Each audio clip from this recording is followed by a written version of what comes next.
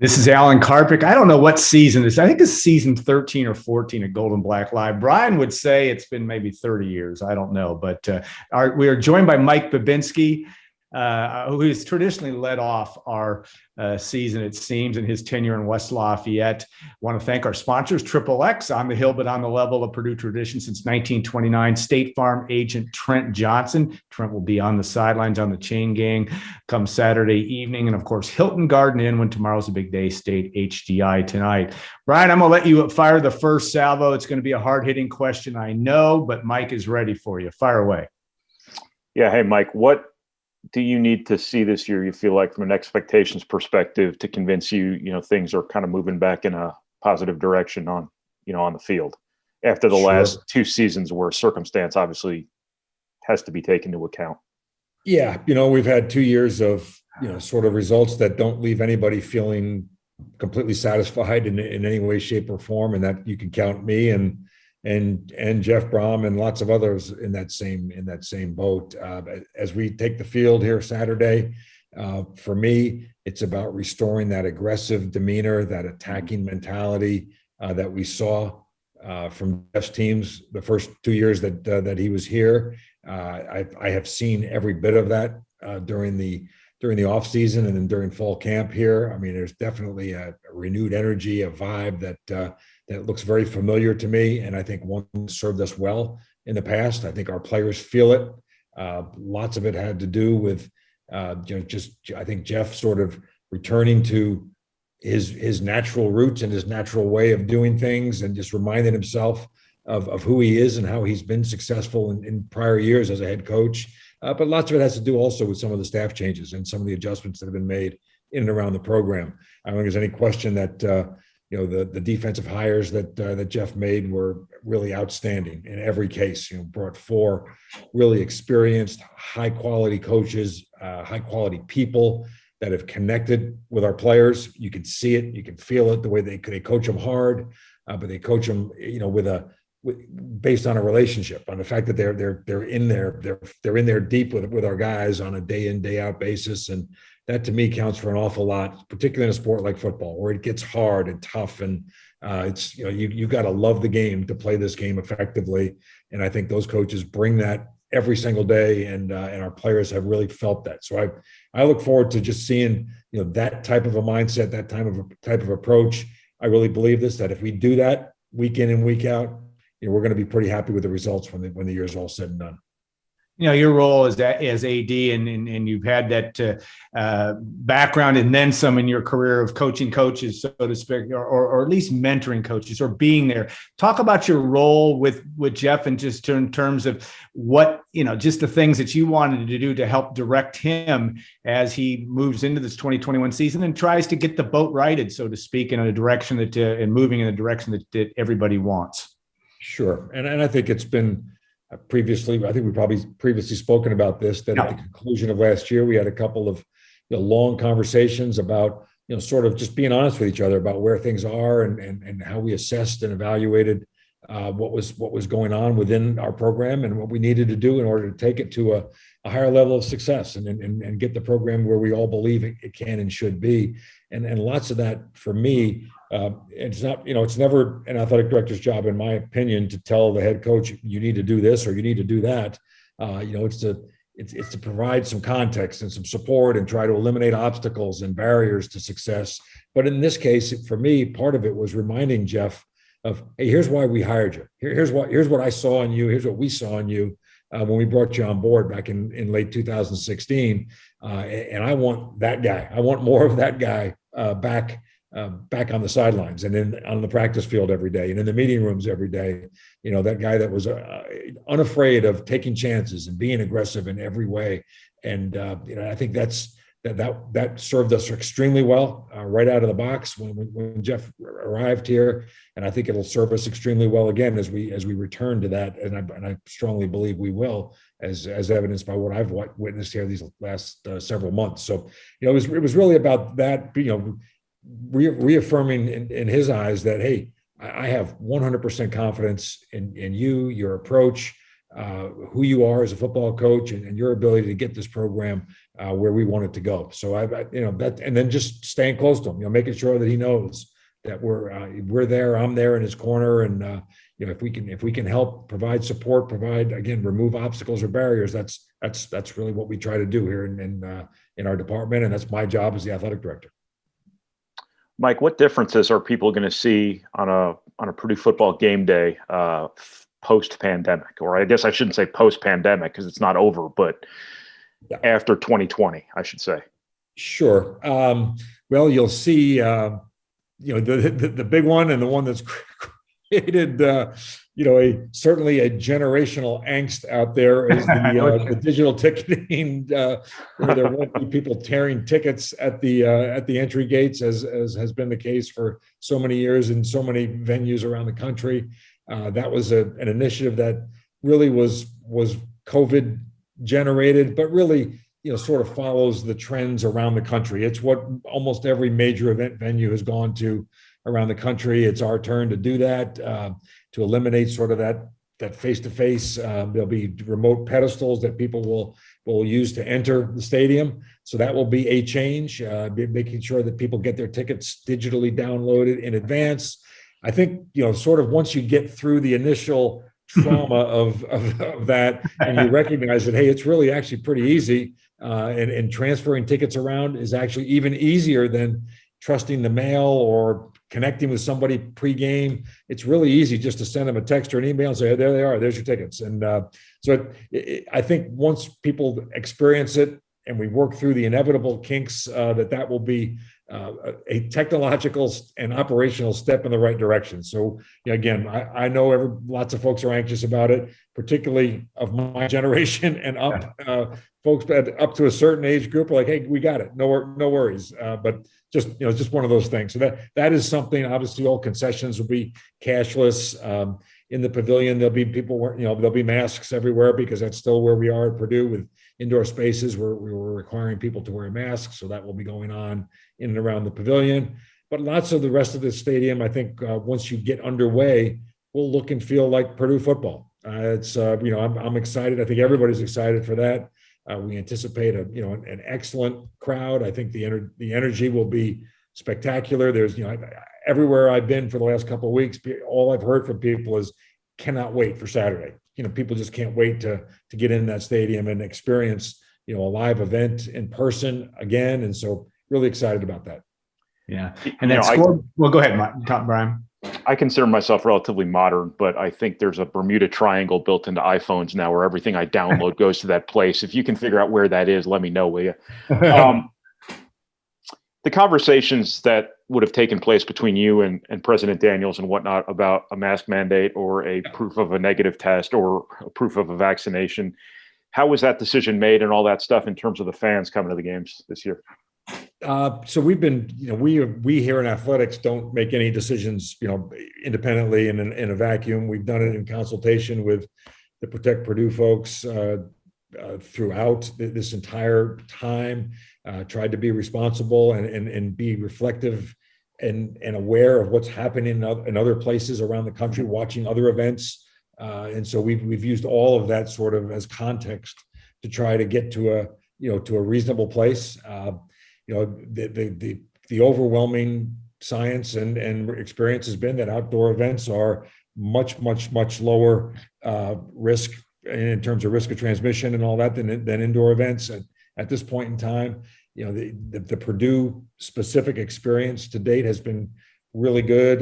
With our students and faculty and everybody being back here now for a couple of weeks, knock on wood, we've gotten off to a really good start. So I think our folks are, and plus our population, and not knowing that our population will not make up the entire crowd on Saturday, but we're highly vaccinated. There's lots of protections that people have taken in and of themselves here to make sense. That being said, anybody that feels at all uncomfortable should either A, not attend, or B, wear a mask, protect yourself in whatever way you need possible. There's no anti-mask mandate for sure. We just chose to not mandate masks in outdoor spaces. So people are certainly encouraged and welcome to wear, if at all, it makes them feel more comfortable, more protected. Yeah, it's an ongoing challenge, and you didn't put pandemic expert on your list of things that you were going to do as an athletic director when you signed up for this role in athletics 20 years ago. I mean, it's been an amazing experience. Now you look more rested. I mean, there were a few times I said, but yet it's still an ongoing challenge. I mean, this is a thing where you're going to have to be nimble and be smart from now until when this hopefully all goes away. Yeah, and it probably, who knows, Alan? You and I and everybody else are really sort of grasping at some straws here. I'm not sure it's going away ever. But we have to. I mean, I think it's just a fact. We have to learn to live with it. We can't. Zero cannot be the only. Zero cases cannot be the only acceptable outcome, or else we're in full panic. That's just not a realistic position to take, and because it's out there, it's in our environment, and we've got to be smart and responsible to the extent we can. But at some point, we have to live life and not being foolish about it. But I think that's the approach that Purdue has taken throughout. I think trying to be both safe and responsible, but also practical about the need for things to continue to move forward and life to go on, and that's we're trying to mirror that here in athletics. Mike, just the importance of getting, I mean, obviously these revenue streams up and running again. Yeah. Where is the department now in terms of the brunt of the economic financial ramifications of last season? Are you back on stable ground here now, or are you still running a little bit behind here, like everybody is? So it's a great question, Brian, and I'm glad to have the chance to chat about it a little bit. So we as the year went on last year, we started at what looked to be a very dire circumstance economically, losses potentially if we didn't play football, if we didn't play basketball, in the 50 million plus range, which would have been devastating in every way. And then so we progressed to abbreviated football schedules, abbreviated basketball schedules, but at least some reasonably healthy portion of our media rights and other, even though ticket sales were gone and all that walked away from us. We at least were able to return some level of revenue generation. Then the other piece of it, our More Than a Game campaign, where the Purdue community stepped forward in an unbelievably supportive and generous way, either allowing us to retain ticket dollars, either making flat out donations, you name it. It was incredibly successful. We set a goal of $18 million. I think by the end of the fiscal year, we were just under 17. I thought the $18 million goal was probably really aggressive, but we're, as we sit here today, we're in shouting distance of making that. So what that allowed us to do was to take that $50 million number, which then became 30, which then became 17, and drive it all the way down to about $7.5 million loss at the end of the fiscal year. We have been able to, through a restructuring of a portion of our existing facility debt, to lower our payment for this year by some close to $10 million.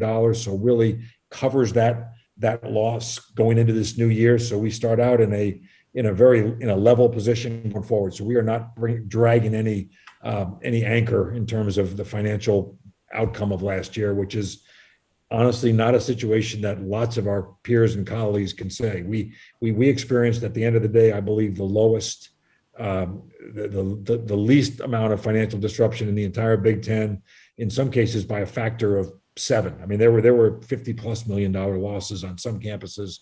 Our $7.5 million was the result of efforts by lots of people, operational cuts, pay cuts, reductions, furloughs, you name it. All those kind of things contributed to us being able to land in a favorable place. So I'm grateful to everyone who helped make that happen. That's the most enthusiasm I've ever heard about somebody losing $7.5 million. Yeah, you're exactly right. It's a hell of a thing to celebrate a $7.5 million loss. But you know what? Given the possibilities of where it could have been, it's cause for celebration. Yeah, you think about University of Iowa taking a $50 million loan. I mean, there's a lot of examples where it was a lot more problematic. You look at also the world of name, image, and likeness, and transfer portal, and the new world of college athletics. What keeps you optimistic about how all this is assimilated, but also how it may affect things like fundraising and how it affects fan support? How do you look at that, looking into your crystal ball of 21, 22 and beyond? Well, that there are so many elements to that question, Alan, and even more items that are sort of in motion that we could talk about. Yeah. It is, I think, in my evaluation now, this is, I think, year 38 in college athletics for me. It is the most disrupted and volatile time in my working life, for sure. There are more things that are sort of up for grabs or changing or have changed than at any point that I can recall by a long shot, actually.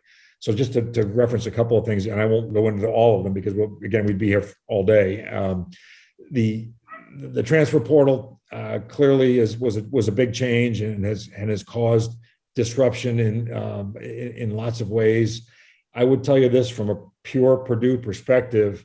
I think we were probably net winners, at least in the first go round. That doesn't mean that will be our experience. Lost you for a second. I'm sorry. I lost you for a second when you said right after Purdue was net winners. We had a little disruption on our internet. Yeah. So, in the transfer portal situation this first time through, I don't think we were hurt in any way.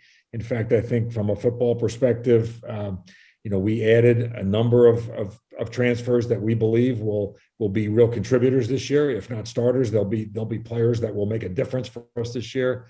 On the men's basketball front, we didn't add it. We were one of a handful of programs around the country that did not add a transfer, particularly at the high major level. I think there may be four of us that didn't. Aaron Wheeler obviously transferred out, but under the absolute best of circumstances. He graduated. He did everything that we could have asked. And we wish Aaron tremendous success in his follow-on year at St. John's. But our ability to sort of stand pat and not feel the need to have to add anybody was a real plus. So on that front, so far so good, and we'll see how it evolves in years ahead. The name, image, likeness, which took place, which went live on July 1. Our experience to date on that one has been honestly that our student athletes have been great about asking questions, about really being thoughtful, about not jumping into irresponsible or unsound opportunities. I think the most recent data that I saw, we've had about 50 plus, high 50s number of transactions that have occurred, somewhere around an average value of $600 with a high of 15,000. So you can tell that there's a lot at the lower end that have helped, and not everything has been reported yet. There are some things that report on a quarterly basis, but it hasn't been something that has disrupted us here at Purdue. For us, our success has always been about attracting young people that are great fits for Purdue. That's when we are at our best in every way. I don't think name, image, likeness is going to change that. We've taken the approach to really provide resources and educational support and counsel to the extent that we can. No one in college athletics is supposed to be, and nor are we in the deal-making business. That's not what we're about here, nor should we be about that. But we do want to make sure that our young people are informed and that have access to opportunities and can fit them into their lives in a way that makes sense. They've already got lots of priorities. They've got school, they've got athletics, they've got personal and social life and personal development about what comes next after Purdue. This name, image, likeness is one more thing to add onto a pretty full plate already. So making sure that they understand that and that they keep it in a proper perspective, I think makes lots of sense. But again, our early experience has been positive. There's been nothing that we've, sort of shook our head and said, "Oh my God, this makes me uncomfortable." We just haven't had that yet here at Purdue. And so I feel again, cautiously optimistic about how we've done this, and we prepared for more than a year before it actually took place. We had a team that was working on this, and lots of partners internally and externally that are part of our effort to arm our coaches and our student athletes with information and tools and resources. And again, so far so good from perspective. Brian, we got time for one more quick one. Go ahead. Yeah, Mike, when we talk about you coaching coaches, a lot of stuff is changing for coaches here. Name, image, likeness is going to be part of recruiting, whether anyone likes it or not. Yeah. Transfer stuff, a lot of coaches might change the way they coach to keep guys in their program. A lot of coaches might just run guys off every year. How do you kind of counsel your coaches to sort of handle everything that's changing for them right now? Well, our approach and my approach has been that, let's not in the short run overreact in any direction here based on the world shifting around us. I think the more that you can stay true to sort of the core beliefs, the core principles that that have made you successful, that you believe in, will continue to be relevant and viable as we move ahead here. Obviously you have to be aware of the environment. You have to be responsive in some ways to the world around you. You can't bury your head in the sand and act like none of this is happening. But again, I really believe that, who we are at Purdue and the type of young people that we attract and that are successful here are thoughtful, really pretty balanced, pretty high character, both feet on the ground, substantive young people. And that's going to continue to be our recipe for success going down the road. We're not going to attract the folks that are looking for the flashiest and shiniest object. That's not our thing. But that's, hey, I'm very comfortable with who we are. I know there are lots of really talented and motivated young people out there that believe in what the opportunities here are here at Purdue and the way they can grow and develop and succeed through those moments and circumstances. So I've told our coaches, hey, again, we'll do our best to be supportive and to provide everything we can to allow you to thrive in this environment. But let's not swing wildly from one approach to another. That is not a productive path forward, in my opinion. That last 30 seconds could be a recipe or a mantra for just everything in the entire world these days. Well said, and we appreciate your time very much today. I know it is a busy weekend, an exciting weekend for Purdue athletics to get this all back and get a big crowd in Ross-Ade Stadium. Thanks again, Mike, for your time, and we'll talk to you again before long. I know you miss us after a few months when you get on there. So thanks again, guys. We'll go to segment 2 in just a minute. Stay tuned for this and more on Gold and Black Live.